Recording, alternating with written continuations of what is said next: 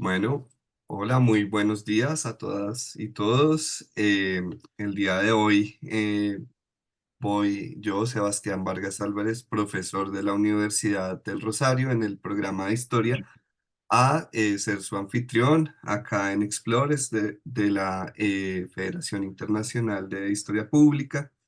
En nombre de la Federación de Historia Pública les damos la bienvenida a este evento Explores de hoy. Quisiera iniciar recordando que este año el programa Explorer se está llevando a cabo una serie de especiales sobre la historia de la derecha o la emergencia, el ascenso de las derechas en América Latina. Tuvimos una primera conversación con el profesor mexicano Luis Gerardo Morales.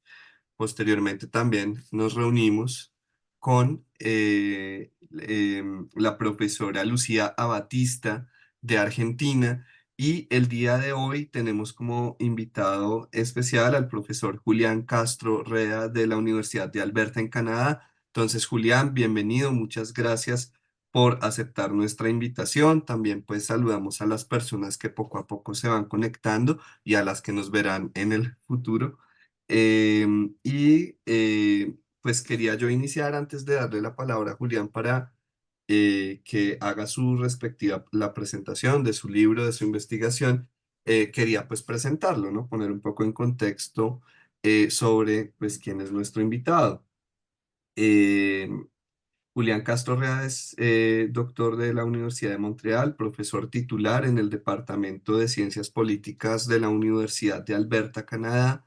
Se especializa en el estudio del conservadurismo y la derecha. Fue profesor visitante en la Universidad de Silesia, Katowice, en Polonia, en mayo de 2024, e investigador invitado en el Centro de Investigación sobre Exterminio, CERREX, de la Universidad de Oslo, Noruega, en el 2022. Fue miembro del Servicio Exterior de México, donde fue distinguido con el Premio Genaro Estrada, y también fue profesor investigador en el Centro de Investigaciones sobre América del Norte, CISAN, de la Universidad Autónoma de México, la UNAM. A lo largo de más de 30 años de carrera académica, Julián Castro Rea ha sido un investigador prolífico y un instructor comprometido.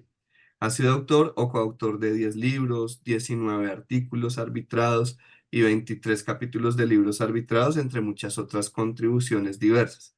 Algunas publicaciones recientes incluyen el libro que se va a presentar y vamos a discutir hoy, The Right in the Americas, Distinct Trajectories and Hemispheric Convergences from the Origins to the Present, publicado este año por Routledge en Londres y editado conjuntamente con Esther Solano. Tumor, The Disorganization of Right-Wing Opposition Against Mexico, Mexico's Power Transformation, publicado en Berkeley Center for Right-Wing Studies Working Papers en 2021, en coautoría con Gerardo Centeno García.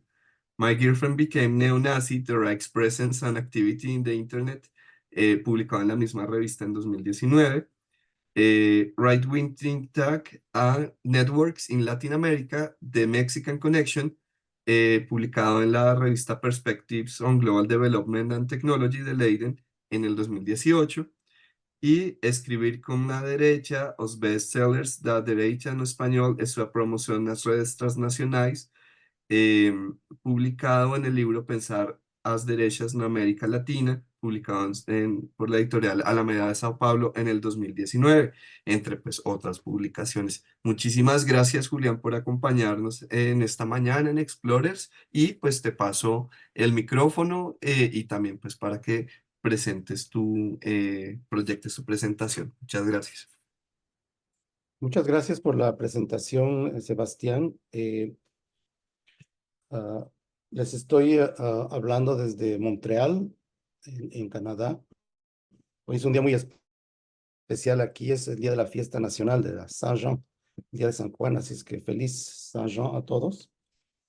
Antes de comenzar, me gustaría agradecerle a la profesora Jimena Perren de Iona University por la amable invitación que me hizo y por supuesto también a la profesora Malena Bedoya, de la Universidad ah, del Andinas Simón Bolívar, por haber por haberme dado esta oportunidad de presentar ante ustedes.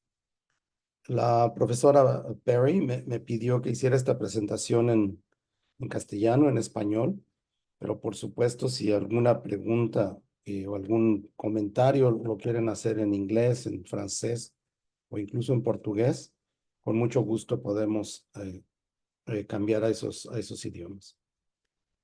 Voy a compartir ahora mi pantalla para empezar con la presentación.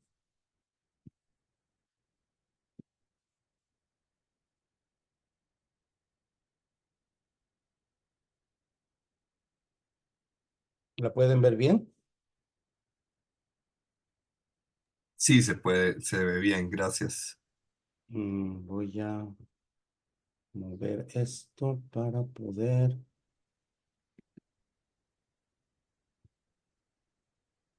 Ok.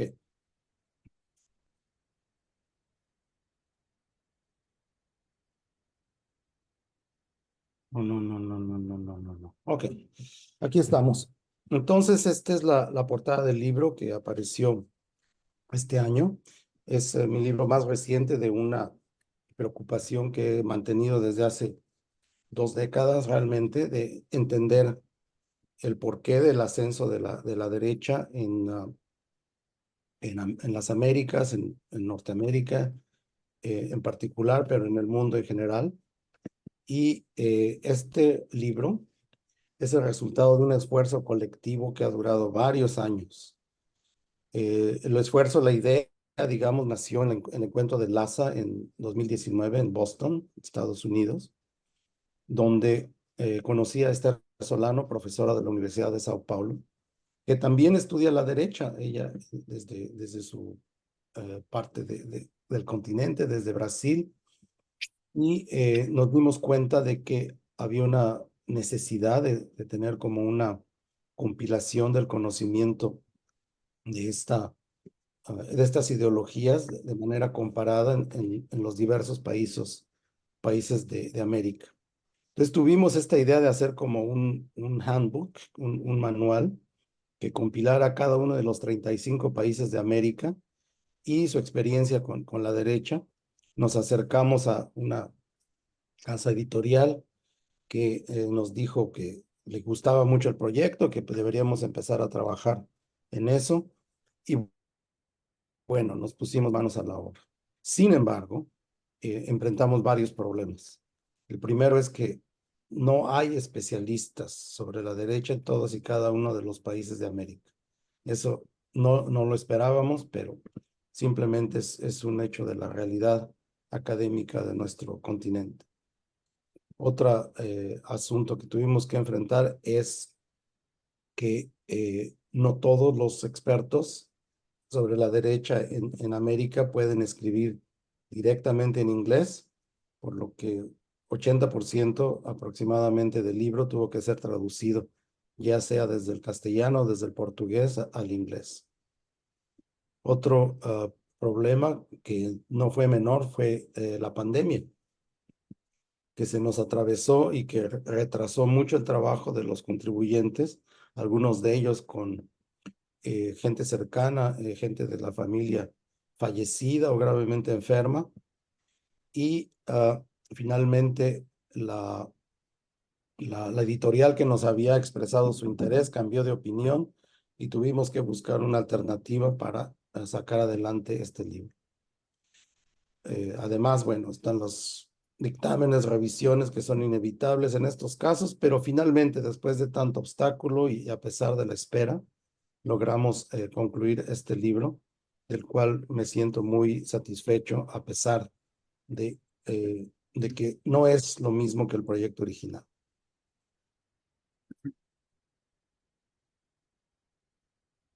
El libro es, de hecho, el estudio del origen, el desarrollo y el estado actual de las organizaciones y movimientos, ideologías de derecha en 10 países de América: Argentina, Brasil, Canadá, Chile, Estados Unidos, Honduras, México, Uruguay y Venezuela.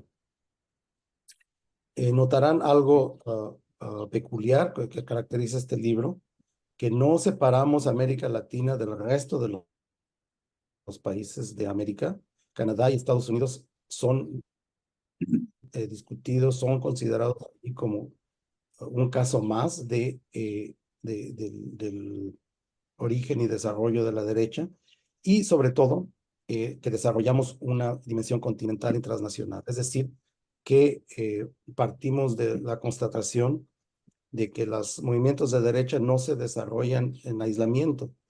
Vamos, que las fronteras nacionales no son un límite para la creación y difusión de las ideas y derechas, sino que al contrario, hay una interconexión, un intercambio de ideas, apoyo mutuo de personalidades, de estrategias, incluso de recursos financieros que han hecho posible que estos movimientos, estas organizaciones eh, florezcan, crezcan y en momentos en que, por ejemplo, la izquierda gobierna en determinados países, puedan sobrevivir, mantenerse a flote, esperando el próximo ciclo electoral.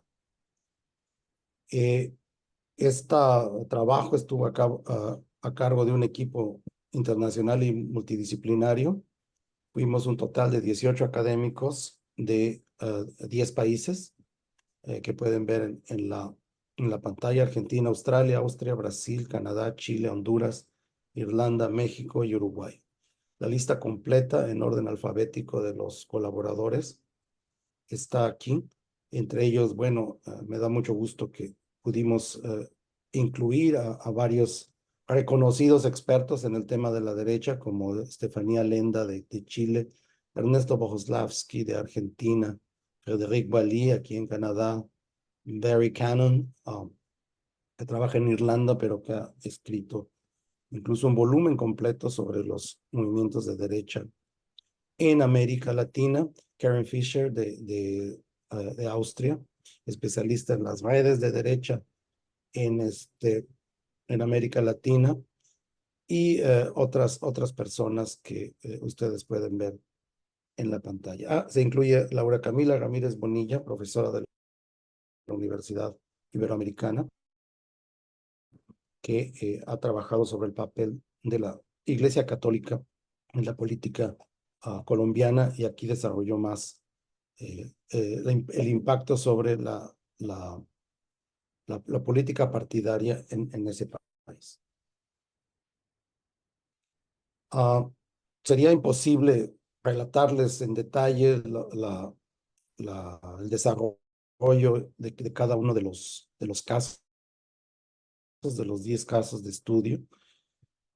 Tomaría eso, no una sesión de una hora, sino un curso de un semestre.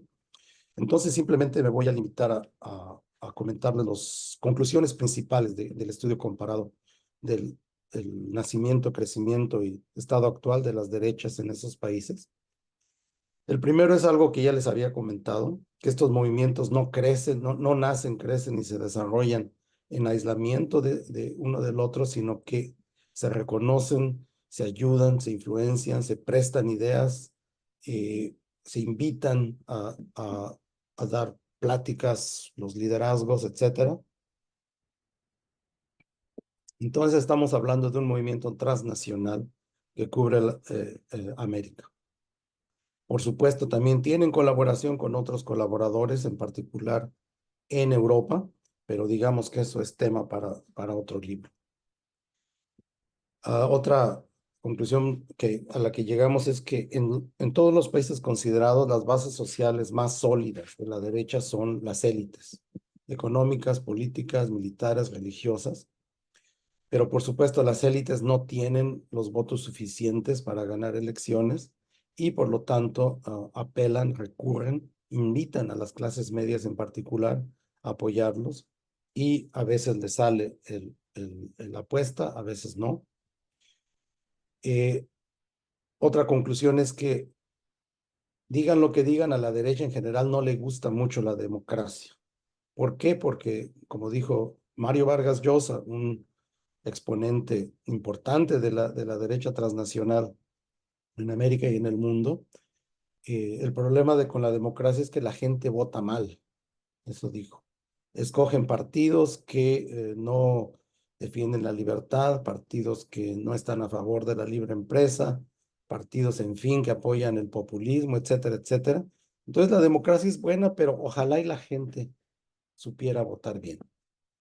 Esa es, digamos, en pocas palabras, la actitud de la mayoría de los movimientos de derecha, que cuando la democracia no les favorece después de varios ciclos electorales, finalmente eh, eh, ceden a la tentación de tomar el poder por la fuerza y no van a dudar en, digamos, negar o renegar de sus convicciones democráticas supuestas para apoyar otras vías al poder, sea por la violencia, como en el caso de los golpes militares, o sea, como ha sucedido recientemente en Brasil y en otros países, mediante el llamado lawfare, el uso político de la ley y de los tribunales para lograr el poder.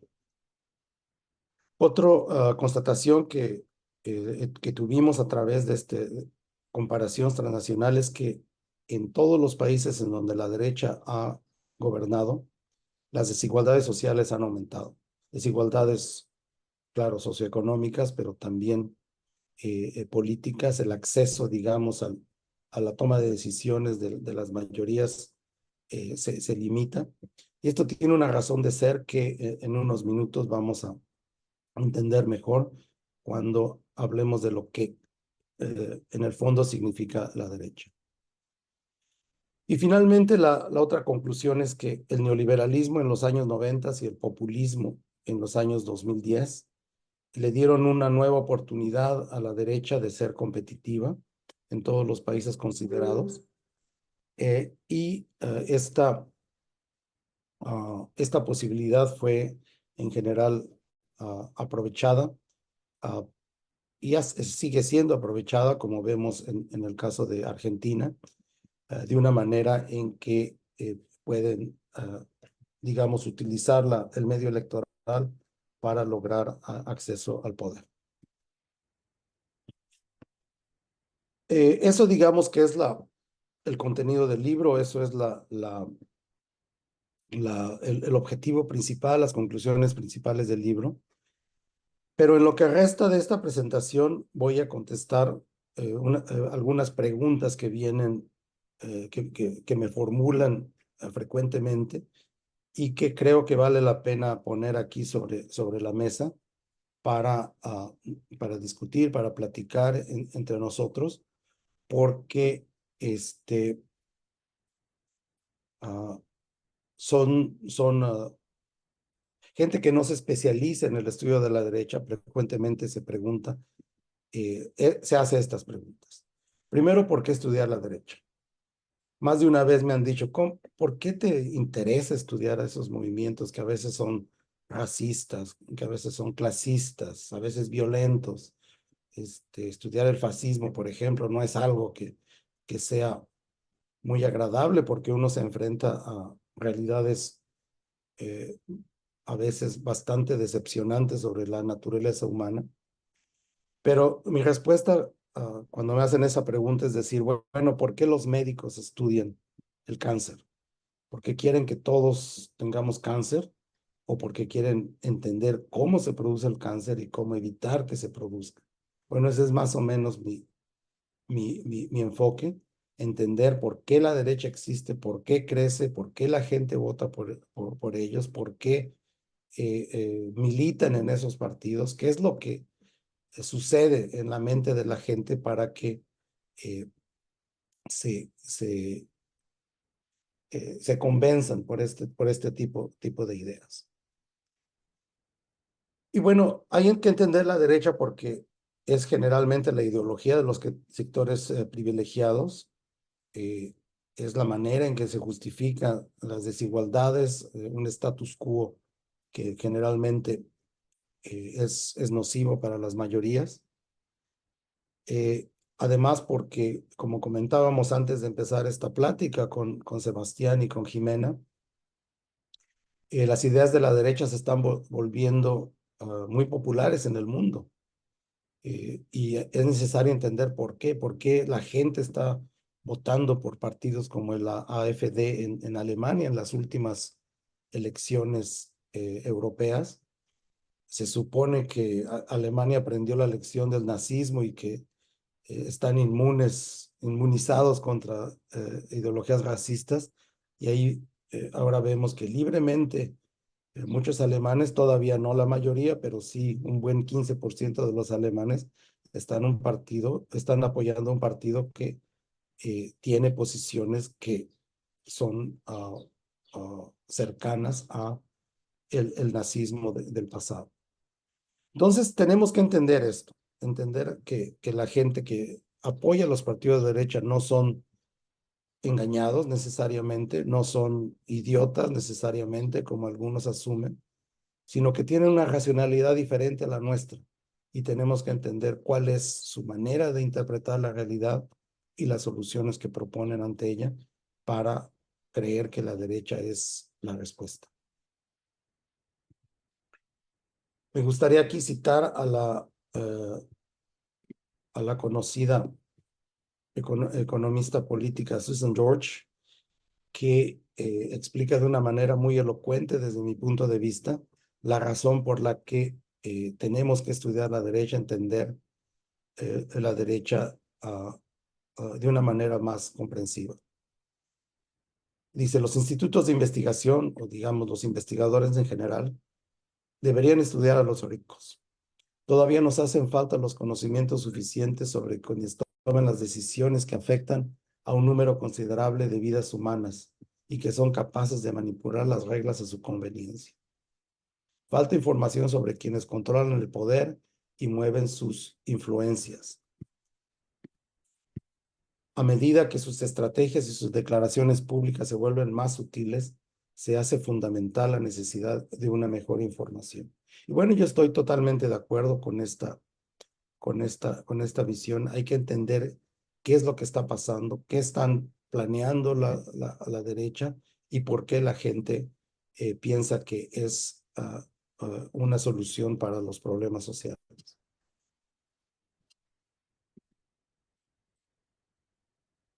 Me gustaría darles un ejemplo de,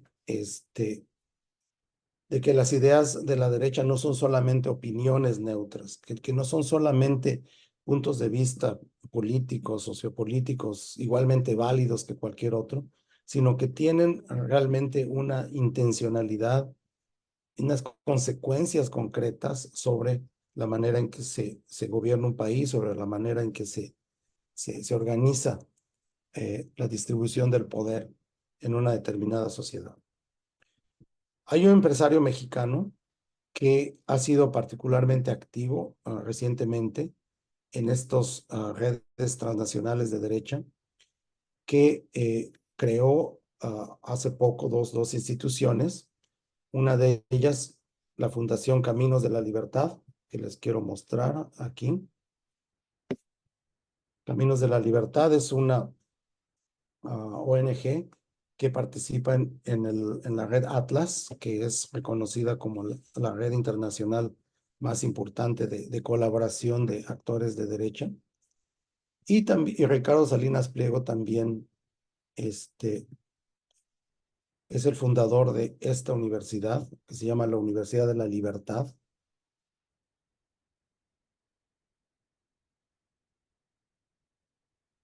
Que ofrece sobre todo temas de utilidad para los empresarios, pero que todo está enmarcado como enseñar a la gente a ser libre, a impulsar la innovación, la competencia económica para generar prosperidad incluyente, como ustedes pueden leer.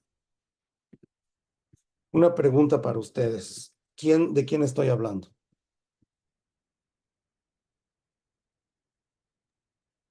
Del hermano del expresidente Salinas.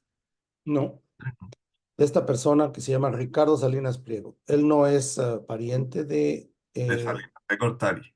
de Salinas de Gortari, pero sí es uno de los hombres más ricos de México. según el año, pero aproximadamente es el segundo hombre más rico de México después de Carlos Slim, y es propietario de el consorcio mediático Televisión Azteca, también de una distribuidora de muebles y aparatos domésticos que se llama Electra, y de un banco, Banco Azteca. Todo está bien, digamos, tienen derechos, México es un país capitalista, tiene derecho los empresarios a hacer dinero, diversificar sus empresas, etcétera. El problema es que este señor adeuda al Servicio de Administración Tributaria al menos el equivalente de 2.200 millones de dólares de Estados Unidos.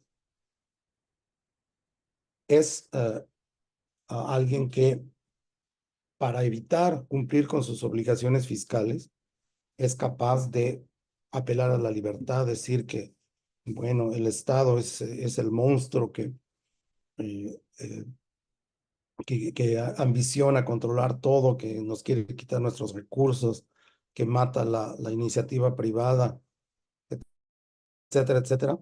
Lo que quiero explicar con este ejemplo es que esta ideología de libertad de empresa, de competencia económica, de apoyo a la innovación, etcétera, en realidad está encubriendo, en este caso en particular, un interés craso: no pagar impuestos, seguir haciéndose rico, extremadamente rico, a costas de dejar de cumplir sus obligaciones fiscales y apoyar al Estado mexicano.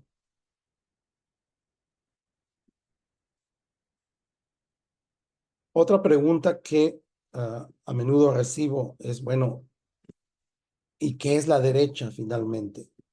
No es, en el fondo todos los políticos son iguales.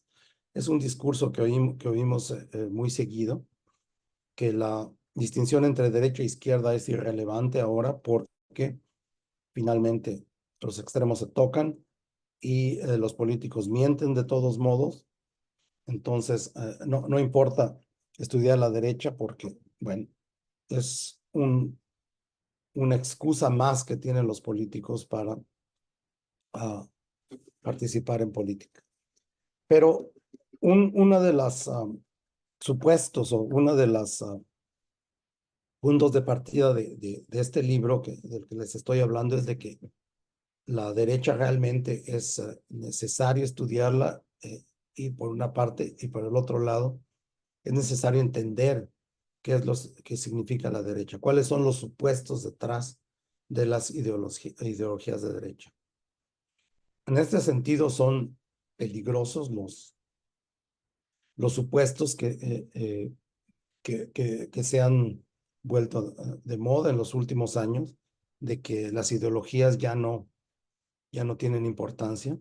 En este libro hemos estado constatando una y otra vez en los diferentes casos que las ideologías políticas, en particular la derecha, todavía sirven como instrumentos de poder político muy importantes, y que entonces hay que entender qué es lo que está defendiendo, qué es lo que está promoviendo la derecha.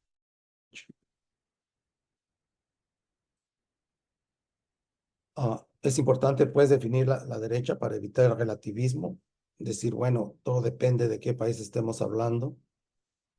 Es también importante, para realizar investigación comparada, poder comparar dos o más países que son de otra manera muy diferentes, poder entender cómo funcionan. Y el tercer punto es muy importante: a la derecha no le gusta llamarse de derecha. Se pueden llamar libertarios, se pueden llamar conservadores a veces, se pueden llamar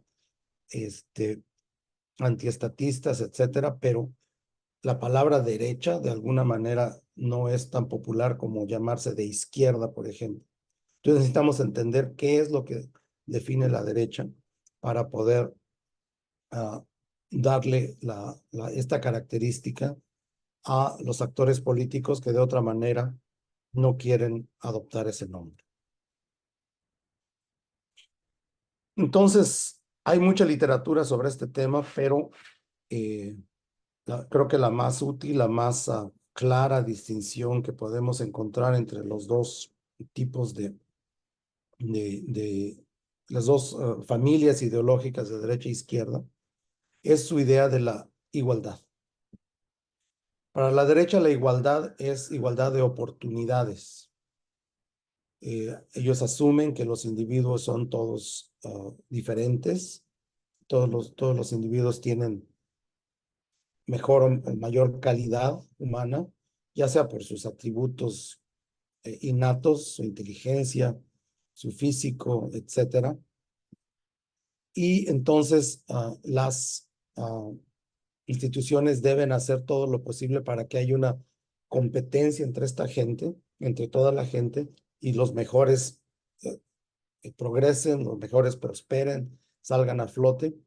Y bueno, es algo natural, no se puede evitar, simplemente se tiene que proteger, que la competencia se haga de una manera justa. La izquierda, en cambio, tiene una visión muy diferente. Piensa que la igualdad o la desigualdad en particular es producto de la sociedad. No tiene que ver con las capacidades individuales, sino de las condiciones en las que nacemos en la sociedad y las oportunidades que tenemos a lo largo de este tiempo. Entonces, por lo tanto, la desigualdad es un hecho social, está creada por los seres humanos, no es algo natural que nos pase solamente porque así es la vida, sino que es creada por las condiciones sociales. Por lo tanto, si queremos combatir la desigualdad, y la izquierda quiere combatir la desigualdad, se tienen que comprometer las instituciones a eliminar estos obstáculos que están en el camino de nosotros para poder salir adelante. Y por lo tanto, debe haber una institución fuerte que ponga en práctica estas políticas de igualdad. Aquí me gustaría hacer otro paréntesis para mostrarles cuál es la situación de la desigualdad en el mundo actualmente y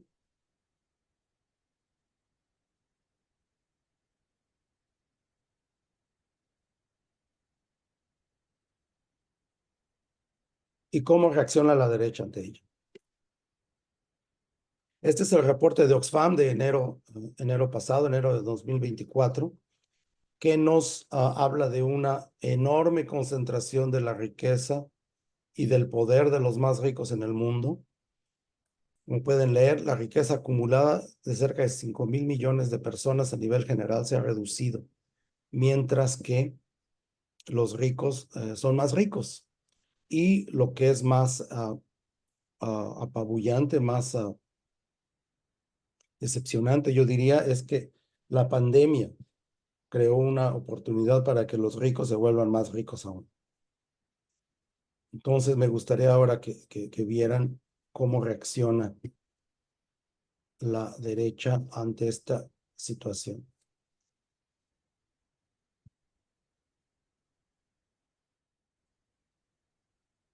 Wealth, is according to Oxfam, of the world's 85 richest people is equal to the 3.5 billion poorest people. It's fantastic. And this is a great thing because it inspires everybody, gets the motivation to look up to the 1% and say, I want to become one of those people. I'm going to fight hard to get up to the top.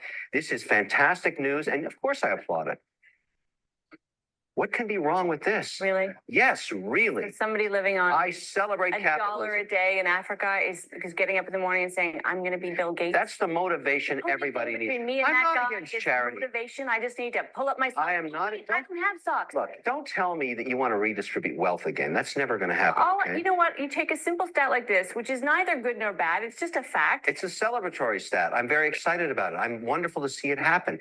I tell kids every day, if you, what's wrong with this? this. At a cocktail party. No, Amanda, What what's wrong pos- with this what statement? possible response If to you it? work hard, you might be stinking We're rich one talking day. about people in extreme abject poverty. That's how you get 3.5 No, we're billion. not. You were just talking in about this really category. rich people. No.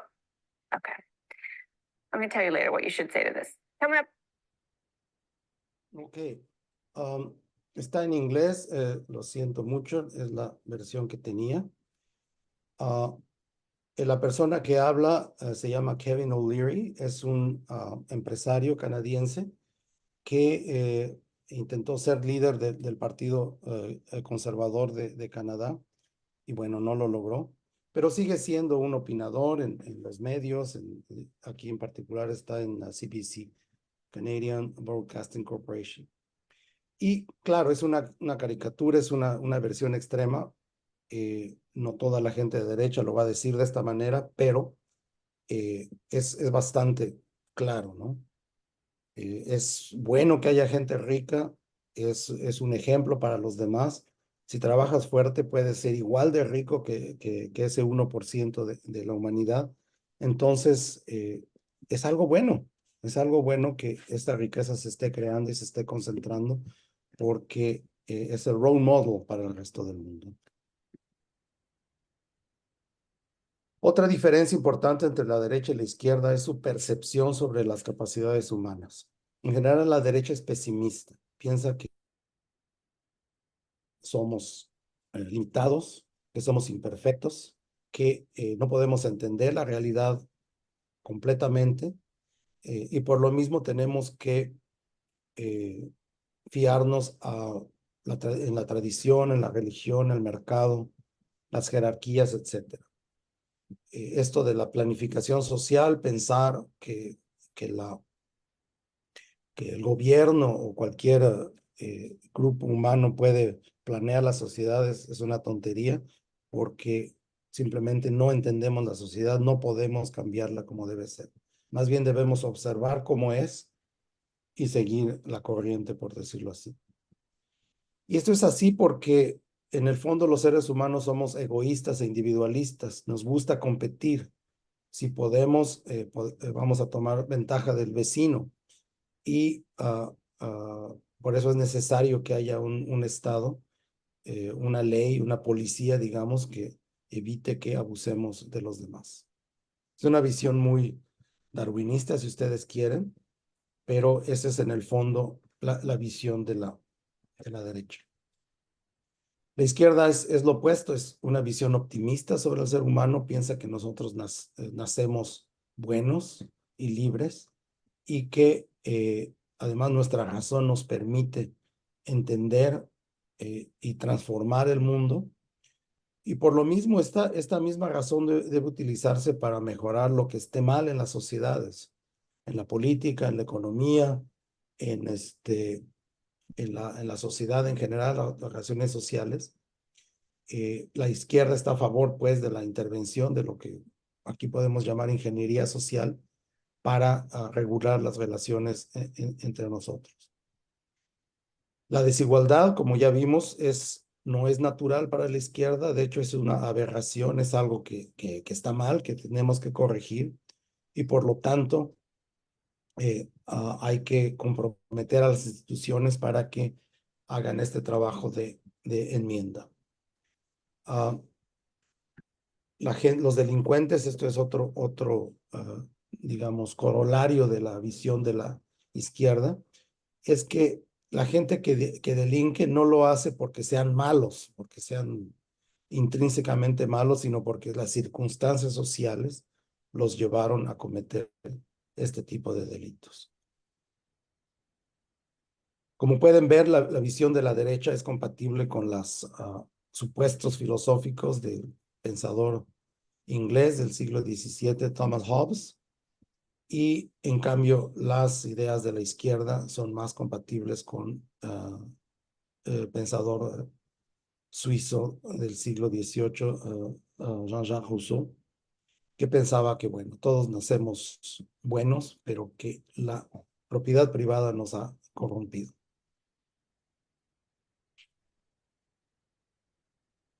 Las instituciones políticas, por lo tanto, tienen papeles muy diferentes que jugar. la derecha, mantener la coexistencia pacífica, crear las condiciones para que haya competencia entre nosotros, que la competencia sea justa. Y para ello, las instituciones deben ser lo más minimalistas posible, para que no interfieran en los ámbitos que pertenecen a la libertad individual. La izquierda, en cambio, piensa que el Estado o las instituciones públicas en general deben ser activas para combatir la desigualdad, para crear programas de redistribución, para evitar la injusticia social y para ello el Estado, los gobiernos, etcétera, deben tener la fuerza, las instituciones necesarias para cumplir este cometido. Me gustaría ofrecer dos ejemplos, otra vez extraídos del contexto mexicano, sobre cómo la visión de derecha y la visión de izquierda se reflejan de manera diferente en las políticas públicas concretas. Felipe Calderón, que fue presidente de México de 2006 a 2012, se caracterizó durante su administración por iniciar lo que él llamaba una guerra contra el narcotráfico. Es decir, el uso indiscriminado del ejército y de otras fuerzas de seguridad pública para detener, castigar, y en muchos casos ejecutar extrajudicialmente a la gente involucrada en el tráfico de drogas. La idea es que, bueno, esa gente son corruptos, es gente que no tiene remedio, entonces hay que castigarlos para que no hagan más daño al tejido social. Como lo dijo él en alguna ocasión, los derechos humanos son para los humanos derechos. Es decir, que no todos somos iguales, hay algunos que están podridos y esos podridos hay que eliminarlos para que pueda prosperar la sociedad.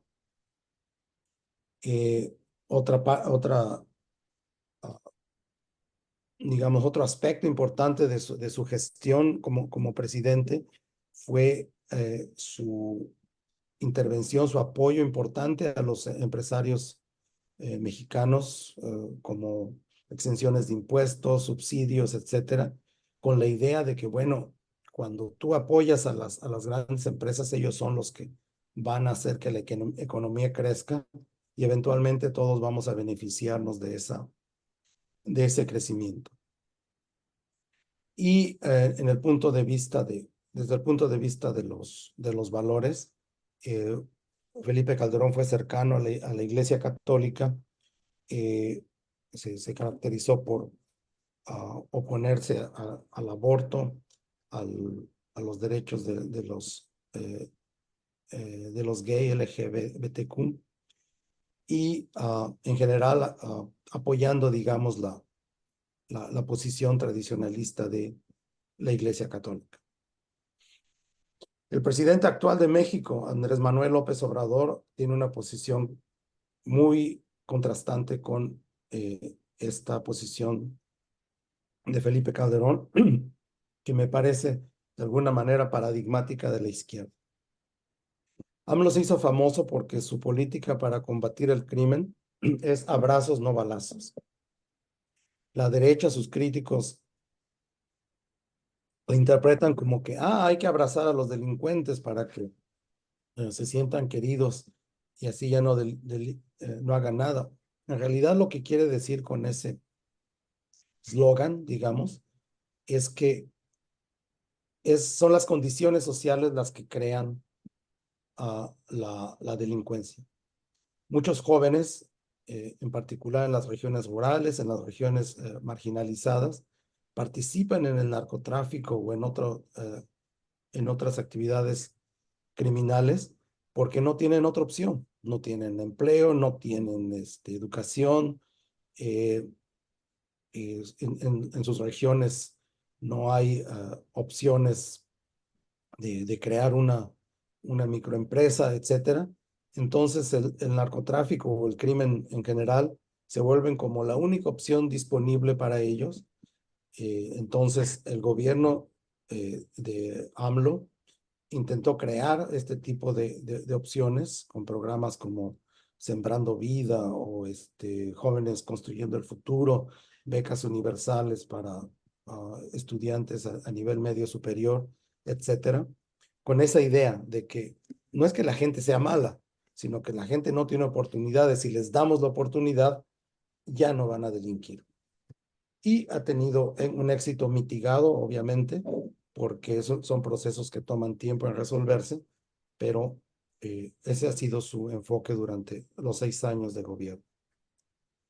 Por lo mismo, los subsidios, los apoyos gubernamentales durante su gobierno no van a los grandes empresarios, sino a los marginados, a la gente más necesitada, a los adultos mayores, a los discapacitados, a, a, a las mujeres en zonas marginadas, etc.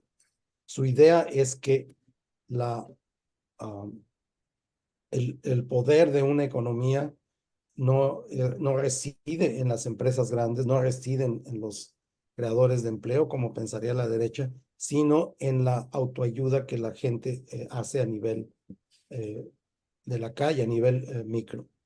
Durante la pandemia, por ejemplo, mientras que en otros países se daban enormes subsidios a las grandes empresas, AMLO se rehusó a hacer eso y en cambio aumentó los apoyos que se daban a a las comunidades marginales, con el resultado de que el mercado interno se mantuvo, no se colapsó durante la pandemia, a pesar de que hubo aumentó el desempleo, a pesar de que obviamente, como en todos los países del mundo, hubo consecuencias negativas de la pandemia.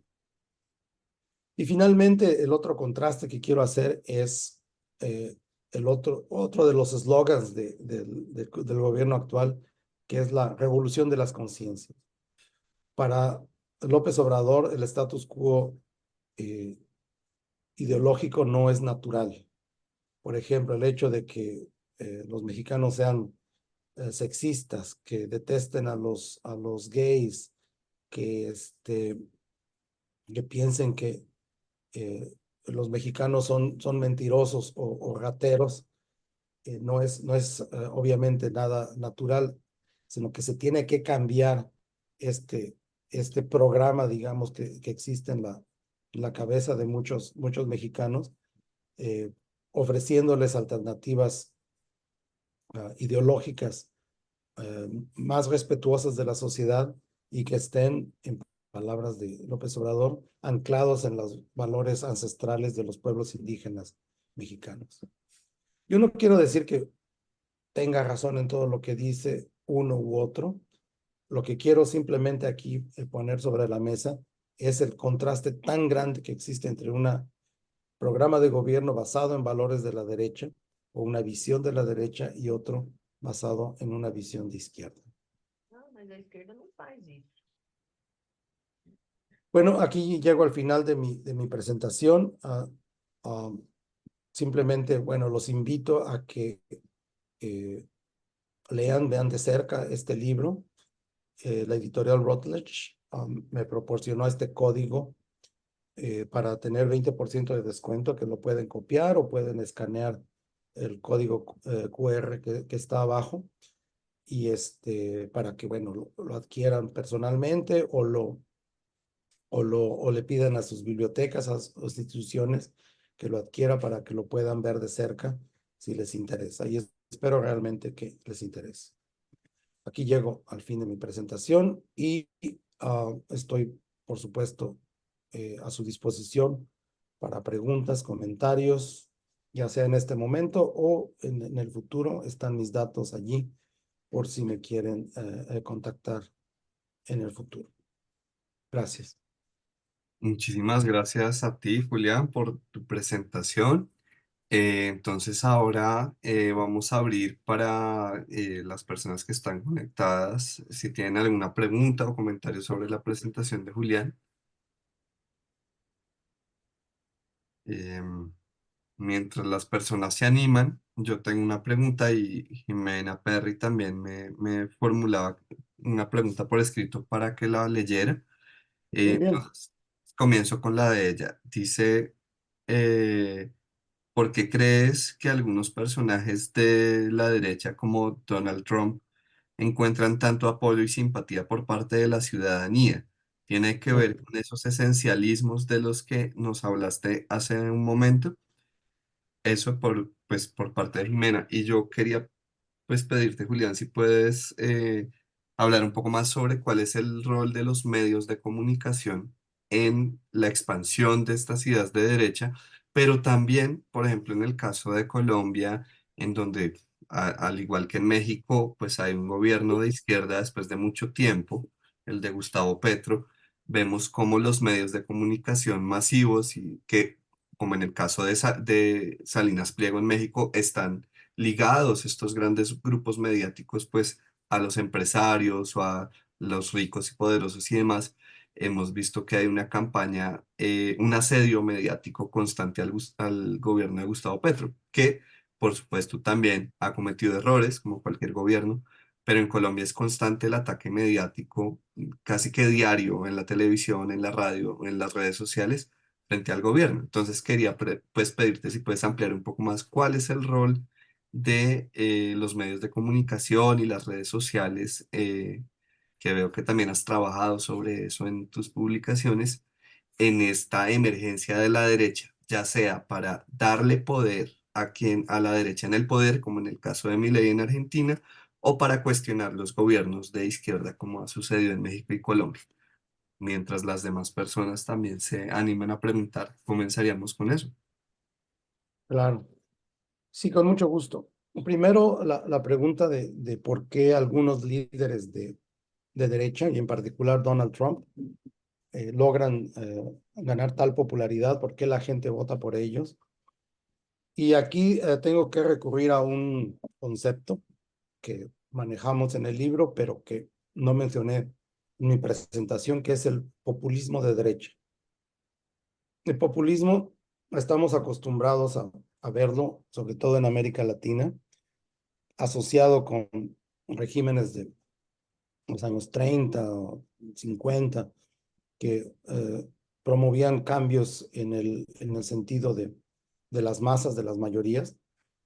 Pero en la ciencia política, el concepto de populismo quiere decir no una ideología, sino un instrumento de manejo ideológico. Es decir, que puede haber un populismo de izquierda, un populismo de derecha. Es solamente un tool, una estrategia política más que una ideología en sí. ¿En qué consiste esta ideología? Perdón, esta estrategia. Consiste en una separación retórica de la sociedad, de los votantes, en dos campos, nada más dos: el pueblo y las élites. El pueblo es la masa de la gente que representa el verdadero, podemos decir, el espíritu de una nación, que contiene la sabiduría eh, necesaria para entender qué es lo que necesita un país en particular. Y uh, entonces uh, hay un líder, que es el líder del partido, el líder populista, que interpreta ese sentir popular y lo pone en práctica. Esta interpretación, obviamente, a veces se salta los mecanismos formales de la democracia para poder poner en práctica ese tipo de programas.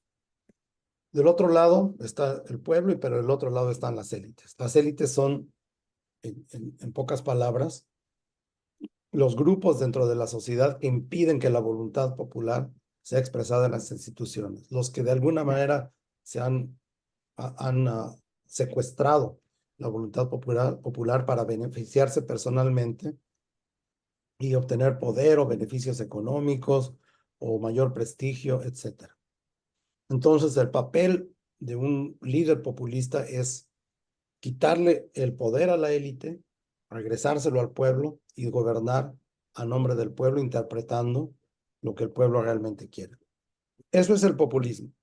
Y como puede ser como en en México, en Brasil, un Getúlio Vargas, un Lázaro Cárdenas, interpretando la voluntad popular para darle tierras a los campesinos, para darle apoyo a los sindicatos, puede ser también un populismo de derecha, como Fujimori en el Perú, como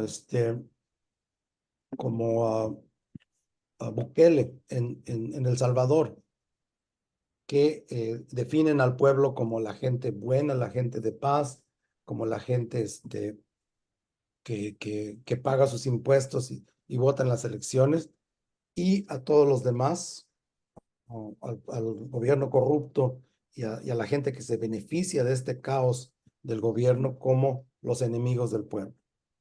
Bueno, una larga introducción para explicarles que eso es precisamente lo que hizo Donald Trump, utilizar un populismo de derecha, definiendo al pueblo como la gente que nació en Estados Unidos, la gente que habla inglés, la gente que tiene un trabajo manual, que ha tenido, ha luchado, digamos, por mantenerse a flote a pesar de las crisis económicas. Y también, digamos, entre líneas, insinúa que el pueblo auténtico de Estados Unidos son los blancos, no cualquiera, sino la gente de origen anglosajón. La élite, en cambio, es lo que él llamaba el Washington Swamp, el pantano de Washington. Toda esta eh, eh, convergencia de políticos demócratas, sobre todo, con los lobbies que favorecen a ciertos intereses dentro de Estados Unidos y los grupos que se benefician de esta situación, como la gente que recibe welfare, como los inmigrantes ilegales, etcétera, que de alguna manera, y esto obviamente no lo creo, pero así lo maneja Trump en su discurso, apoyan a las élites corruptas porque se benefician de su negligencia o de su corrupción o de su falta de patriotismo, ¿no? En general. Entonces, fue el uso de esta estrategia retórica que es el populismo lo que le permitió a Donald Trump ser electo, porque se mostró, aunque nos cueste trabajo entenderlo, como el campeón de la clase obrera, campeón de los desposeídos, campeón de los marginados, definidos en sus propios términos, claro, en términos nacionalistas, chauvinistas incluso, enfrente de estas élites bastardas, digamos, complícitas con los criminales organizados, etcétera, que estaban gobernando el país bajo las administraciones demócratas. Esa es en esencia la razón por la que Donald Trump logró ganar la presidencia. Y es lo que estamos viendo suceder en Argentina en este momento. El discurso de Javier Milei es muy similar al de Donald Trump en ese sentido, de que es el Estado el que tiene la culpa de todo, de que los zurdos, como él los llama, son los corruptos y que la gente vota por ellos porque les dan regalos, les dan beneficios. Entonces lo que hay que hacer es desaparecer toda esa élite corrupta para que el pueblo, los que votaron por él, puedan poner en práctica su verdadera voluntad. Respecto a tu pregunta, Sebastián, tienes toda la razón. Y aquí me gustaría mencionar que no solamente Gustavo Petro ha sido el objeto el ataque sistemático de los medios corporativos en Colombia, sino que es un patrón que se repite en todos los países que han tenido o tienen todavía algún gobierno de izquierda. Los medios corporativos representan los intereses del status quo, de las clases más privilegiadas de una sociedad y por lo tanto se van a volver los voceros, digamos, de estos intereses cuando llega un gobierno progresista que quiere cambiar la situación a favor de las mayorías. Hay una constatación de este tipo. En el caso de México, por ejemplo, que durante los 6 años que duró el gobierno de López Obrador, hubo una constante guerra sucia, ¿no? De, de ver el lado malo de lo que estaba sucediendo en el país, exagerar los errores del gobierno o incluso frecuentemente decir mentiras sobre la realidad del país para poder atacar de manera más eficaz al gobierno. Es una situación que se repite constantemente y que crea un ambiente de incertidumbre, crea un ambiente de desconfianza, de zozobra en la gente, que finalmente puede facilitar el regreso de las opciones de derecha. Es como decía, un patrón que se repite en varios países con diversos grados de éxito. Por ejemplo, en México no tuvo tanto éxito porque el gobierno de López Obrador tenía, como tal vez ustedes sepan, una conferencia de prensa diaria cada mañana. Entonces podía de alguna manera contrarrestar la propaganda negativa.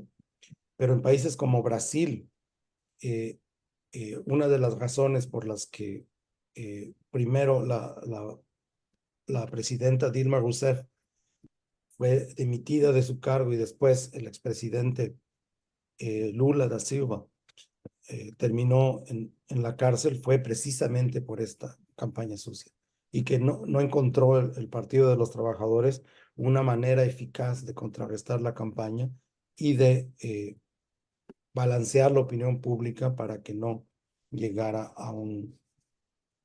que no tuviera los efectos devastadores que tuvo.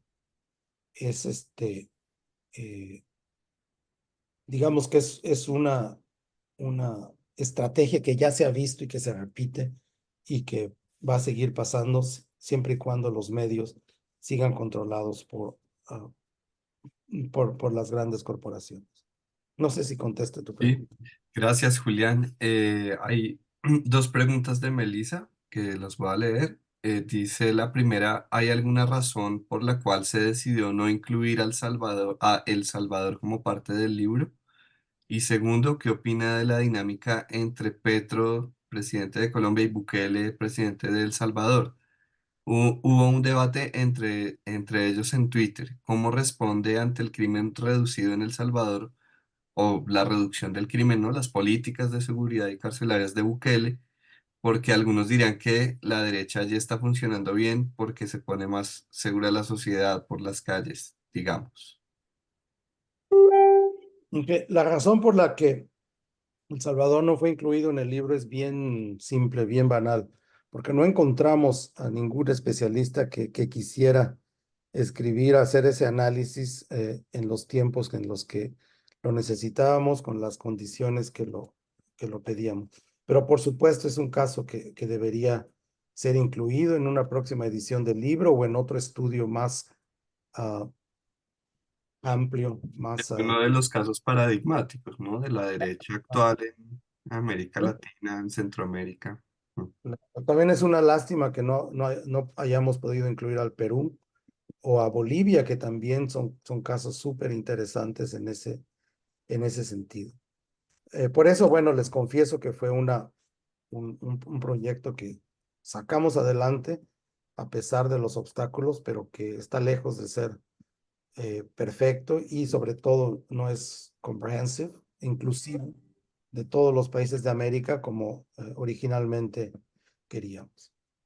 La segunda pregunta, la controversia entre Gustavo Petro y Bukele, la verdad no la seguí. No sé si, Melissa, nos podrías platicar un poco de qué se trató esa controversia. Bueno, honestamente no me acuerdo específicamente los, como los tweets que hicieron. Más que nada, como esta dinámica, cuando pienso en la derecha y así como el caso de El Salvador, como en mi opinión, es muy prevalente ¿no? Por los medios. Y así que acaban de mencionar el caso de Colombia, ¿no? Entonces, y los medios en Colombia se me hizo pensar en así esta dinámica entre esos dos países y sus líderes. Nada más por curiosidad me puse a pensar en ellos, pero bueno, como era una pregunta más amplia, porque así cuando yo pienso en la derecha de América Latina, así inmediatamente pienso en Bukele. Es por eso. Y nada más como pensé, como, no sé si, como por los resultados, digamos, que ha logrado según bueno, según la derecha, ¿no? Según su forma de pensar. No sé, entonces nada más, así si no sabe, así como a lo que me refiere de Twitter, no vale la pena así continuar hablando de esto, pero era como muy, no, como, era como un fenómeno, no sé, no me acuerdo, entonces, fin, Y fue ya, como para, digamos, brindar un poquito de contexto, fue, si no estoy mal, el año pasado, o ya, a inicios de este año, un cara a cara, una confrontación por sí, medio de Twitter o de X, que se llama ahora, sí. entre Bukele y Petro, ¿no? Como lanzándose pullas y, digamos, como comentarios tipo la política carcelaria en El Salvador atenta contra los derechos humanos y Bukele le respondía a Petro, usted pues es un exguerrillero que no tiene autoridad moral para hablar sobre estos temas, etcétera, ¿no? Entonces hubo una polémica en Twitter, en X, un poco lo que los analistas han dicho en Colombia, que es que esa confrontación fortaleció a la derecha, ¿sí? Hizo mucho más famoso de lo que ya era a Bukele. Y, y acá en Colombia hay muchos políticos que admiran a Bukele y que, por ejemplo, el actual alcalde de Bucaramanga le dicen el Bukele colombiano, ¿no? Porque también tiene unas políticas o ganó las elecciones a partir pues de una campaña electoral muy, digamos, de resaltar Es esas mejor en ideas persona. autoritarias y de derecha. Ujú. Sí, sí, repito, yo no estaba al corriente de esta polémica, pero no me sorprende, porque creo que otra vez, como en el ejemplo que di para el caso mexicano, estamos viendo cómo las visiones de lo que es el crimen, las causas del crimen y la manera de enfrentarlo, están teñidas, están definidas por las diferentes concepciones de la derecha. Desde el punto de vista de Bukele, bueno, los criminales son escoria humana, ¿no? No merecen respeto porque están podridos, entonces lo único que se puede hacer con ellos es reprimirlos, encarcelarlos y sus derechos no son importantes porque, digamos, desperdiciaron su oportunidad de ser bueno. Punto de vista de Petro es muy diferente, es bueno, es gente humilde, gente pobre que se metió a la delincuencia porque no había mucho más que hacer en El Salvador en términos de llevar una ocupación decente, de prosperar en la vida, etcétera. Y una cosa lleva a otra, terminaron siendo miembros de las maras, terminaron cometiendo crímenes, etcétera. La solución no es, por lo tanto, encerrarlos e ignorar, bueno, sus derechos humanos, su humanidad, digamos, profunda, sino crear oportunidades, crear las condiciones para que el crimen no se reproduzca más. Son dos maneras completamente contrastantes de ver al ser humano, de hecho, y lo que se tiene que hacer cuando el ser humano no se porta bien, digamos, no tiene comportamientos antisociales que demuestran las visiones filosóficas tan importantes de la derecha. Respecto a Bukele, obviamente, si uno le pregunta a una persona de clase media que vive en la ciudad, que ha sido víctima del crimen, va a decir feliz. Qué bueno que Bukele está haciendo esto. A mí no me importa lo que hagan con los maras, están bien en la cárcel. Pero también, si uno se va al otro lado y conversa con las familias de la gente que está en la prisión, uno se va a enterar de una realidad terrible, ¿no? De abusos, de maltratos, de arbitrariedad realmente, ¿no? La ley del más fuerte prevalece y el proceso, el due process, ¿cómo se dice eso en español? El proceso judicial um, adecuado no se sigue porque la consigna es castigar en lugar de rehabilitar, ¿no? Excelente, muchas gracias, Julián. No sé si hay alguna otra pregunta, creo que tenemos tiempo para una última pregunta o comentario. Pueden hacer así a viva voz, ¿ah? Sí, claro, prender el micrófono.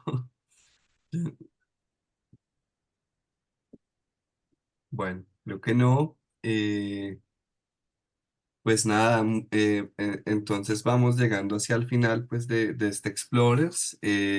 Muchísimas gracias, Julián, por compartirnos tu libro, tu experiencia de investigación colectiva. Creo que es muy importante que, claro, siempre va en este tipo como de volúmenes colectivos, pues no se puede abarcar todo y quizás hay algunos casos o países pues que no se pudieron abordar, pero sin embargo, totalmente de acuerdo con lo que tú planteabas en tu presentación sobre la pertinencia y la necesidad que tenemos de estudiar esto pues de una manera en detalle, a profundidad, de una manera crítica y sobre todo pues viendo pues las particularidades transnacionales o globales de este fenómeno, ¿no? Que no es solo de un país o solo de un contexto, sino pues que es un fenómeno global, no solo en las Américas, en todo el mundo y pues es muy importante poder ofrecer herramientas críticas para entenderlo y pues también confrontarlo de alguna forma.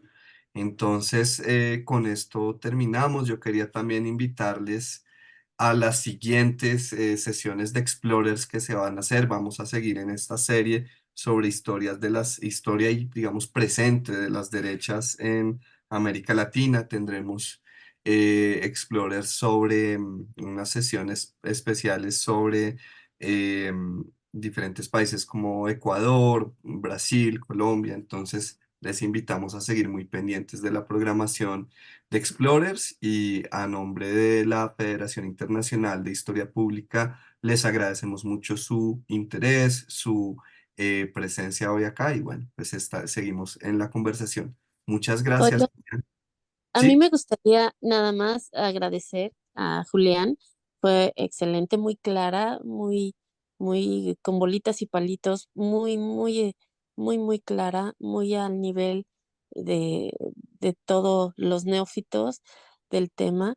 Y agradecer sobre todo a ustedes que abran el foro. Y Julián, muchas felicidades, que el trabajo continúe, un excelente trabajo. Muchas, Gracias. muchas gracias. muchas gracias, Ángela. Bueno, Julián, no sé si quieres cerrar con algunas palabras o terminar el espacio. Tienes la palabra.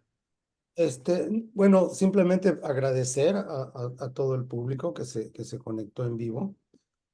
Pueden pasar la voz de que va a estar, se va a publicar, va a estar disponible la grabación. ¿Dónde va a estar disponible, Sebastián? ¿Sabes exactamente dónde? Sí, en la página de la Federación Internacional de Historia Pública, igual les recomendamos seguir las redes sociales de Explorers en Facebook, en Instagram, para estar atentos también. Sebastián, yo quiero decir una cosa pequeñita. Perdón que no puedo prender mi micrófono en este momento. El video se va a subir a redes sociales, a X, a Instagram, a Facebook y al Vimeo Channel de la Federación, pero también, Julián, te hacemos llegar una copia a ti para que tú lo tengas también para tus archivos. Entonces también recibirás una copia tú. Ah, perfecto. Ok, entonces yo lo comparto con mis contactos. Nada más una última cosita. Hilda pregunta que dónde se puede comprar el libro, entonces de pronto si puedes proyectar muy rápidamente de nuevo el código QR, Julián, para Ah, que claro. pueda Déjame ver dónde está. tener la Aquí está. información. Ok,